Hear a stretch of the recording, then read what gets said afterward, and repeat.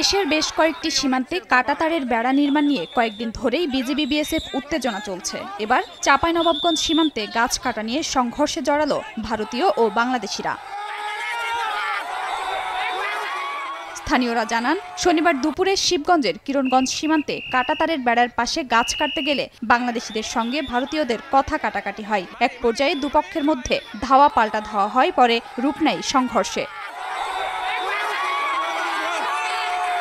এ সময় ভারতীয় নাগরিকরা একাধিক ককটেলের বিস্ফোরণ ঘটান বলে অভিযোগ পাওয়া যায়। এছাড়া বিএসএফ সদস্যরা টিয়ারশেল নিক্ষেপ ও বাংলাদেশিদের তুলে নেয়ার চেষ্টা করে বলেও দাবি সীমান্তবাসীর। বিএসএফকে নিয়ে কিনা চায়রা নিয়ে এসে মনে করে বাংলাদেশের কাজ টাজ কাটে বাংলাদেশের একটা বিজিবির আঙুল কাটে দিছে দিয়ে মনে করেন যে লোকজনকে মাইকিং করে বলা হয়েছে যে তোমরা যা আছে বাংলাদেশে হেসা কাতালে এসো। বর্তমানে পরিস্থিতি নিয়ন্ত্রণে আছে বলে জানায় বিজিবি।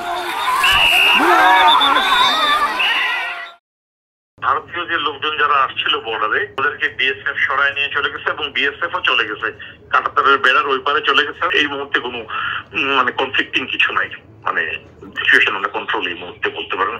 দুই দেশের সীমান্তে মোতায়েন করা হয় বিজিবি বিএসএফ এর অতিরিক্ত সদস্য। সময় সংবাদ, চাঁপাইনবাবগঞ্জ।